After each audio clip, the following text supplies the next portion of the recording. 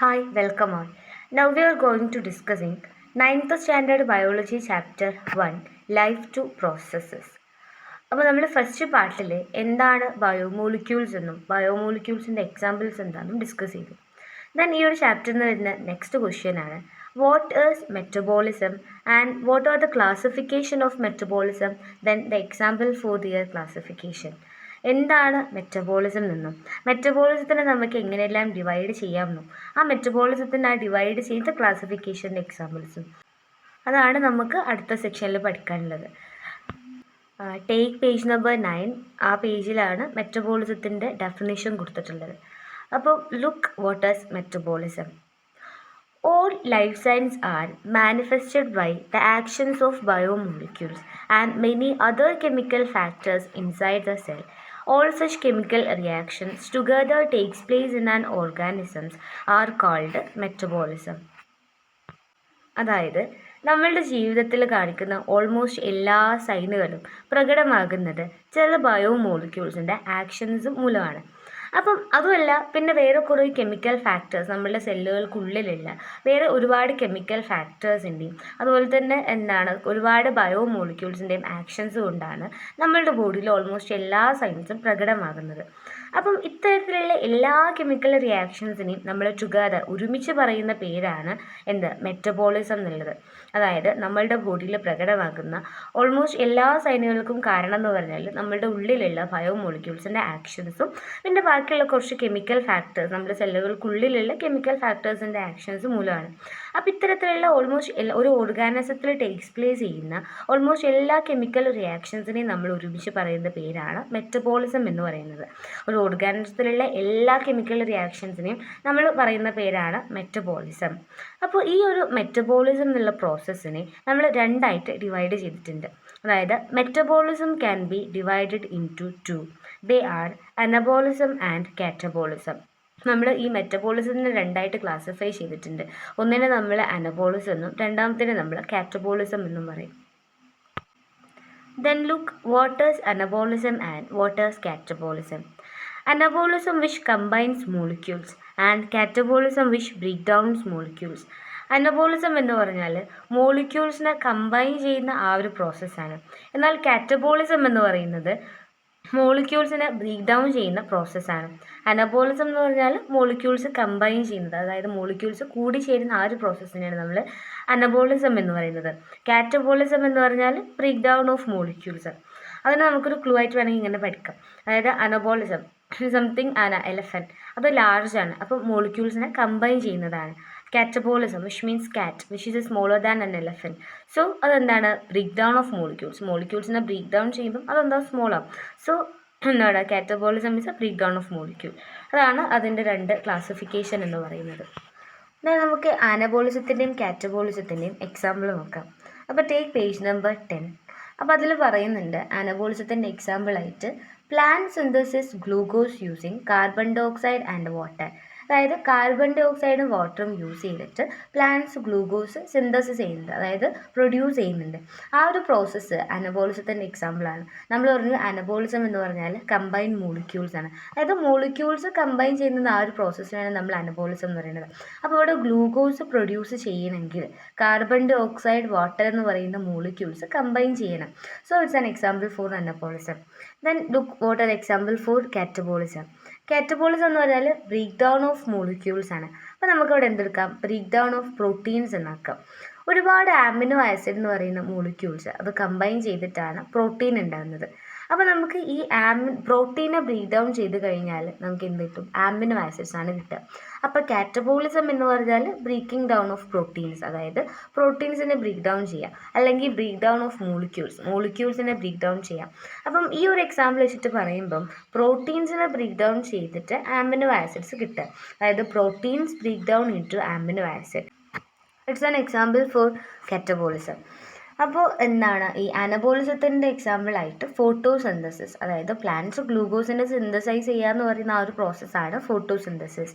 Then second one protein break downs into amino acid. It's an example for catabolism. അപ്പോൾ നമ്മൾ ഈ ഒരു പാർട്ടിൽ എന്താണ് മെറ്റബോളിസം എന്നും മെറ്റബോളിസത്തിൻ്റെ ക്ലാസിഫിക്കേഷൻ എന്താണെന്നും അതിൻ്റെ എക്സാമ്പിൾസ് എന്താണെന്നും ഡിസ്കസ് ചെയ്തു.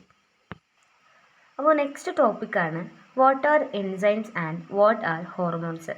എന്താണ് എൻസൈംസ്, എന്താണ് ഹോർമോൺസ്? അപ്പോൾ നമ്മൾ മുമ്പ് ബയോമോളിക്യൂൾസ് എടുത്ത സമയത്ത് അതിൽ ഡിസ്കസ് ചെയ്തിട്ടുണ്ടായിരുന്നു പ്രോട്ടീൻസിൻ്റെ എക്സാമ്പിൾസ് ആയിട്ട് എൻസൈംസും ഹോർമോൺസും. അപ്പോൾ എന്താണ് എൻസൈംസ്, എന്താണ് ഹോർമോൺസ് എന്ന് നമ്മൾ ഡീറ്റെയിൽ ആയിട്ട് പഠിക്കാൻ പോവാണ്.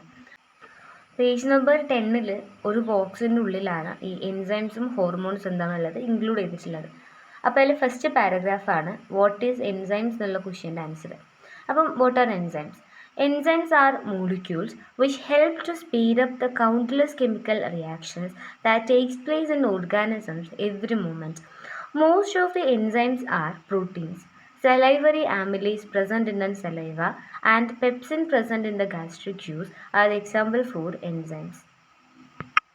അപ്പോൾ ഇതിൽ ആദ്യം പറയുന്നത് എന്താണ് എൻസൈംസ് എന്നുള്ളതും രണ്ടാമതായിട്ട് എൻസൈംസിൻ്റെ എക്സാമ്പിൾസുകൾ ഏതൊക്കെയാണെന്നുള്ളതാണ്.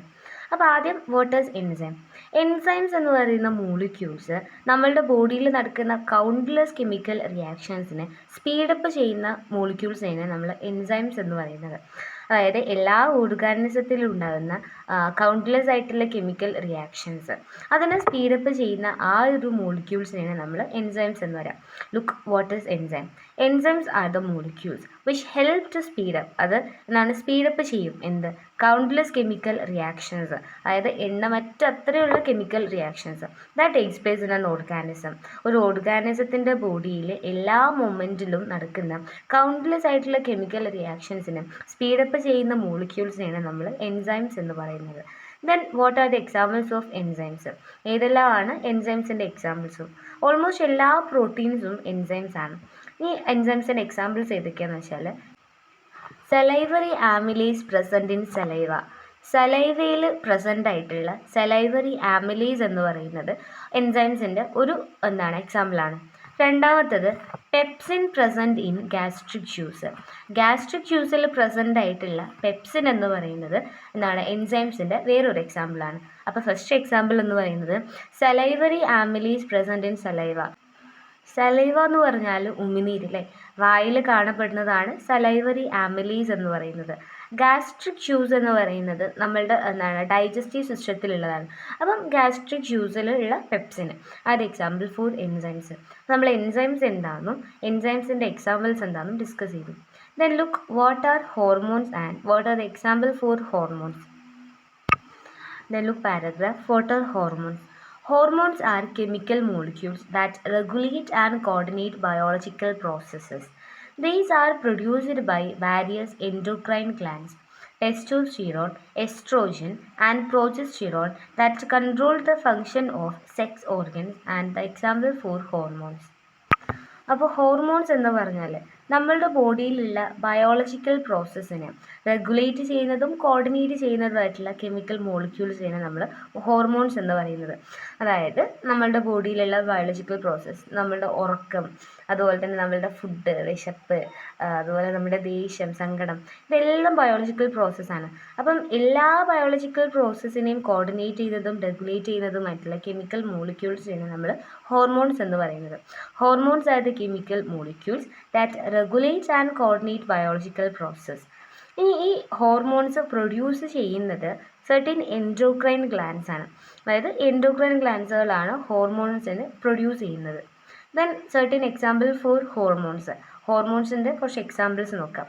ടെസ്റ്റോസ്റ്റിറോൺ, എസ്ട്രോജൻ, പ്രൊജസ്റ്റിറോൺ, ഇതെല്ലാം നമ്മുടെ സെക്സ് ഓർഗനെ കൺട്രോൾ ചെയ്യുന്ന, അതിൻ്റെ ഫങ്ഷനെ കൺട്രോൾ ചെയ്യുന്ന സർട്ടൻ ഹോർമോൺസ് ആണ്.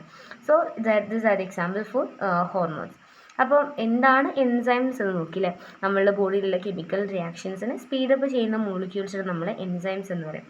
ദെൻ എക്സാമ്പിൾ ഫോർ എൻസൈംസ് നോക്കി, സലൈവറി ആമിലേസ്, അതുപോലെ തന്നെ പെപ്സിൻ, അത് example for enzymes. Then hormones എന്താ നോക്കി. ഹോർമോൺസ് എന്ന് പറഞ്ഞാൽ നമ്മളുടെ ബയോളജിക്കൽ പ്രോസസ്സിനെ റെഗുലേറ്റ് ചെയ്യും കൺട്രോൾ ചെയ്യുന്നതും certain chemical molecules are called hormones. An example for hormones are testosterone, estrogen, progesterone.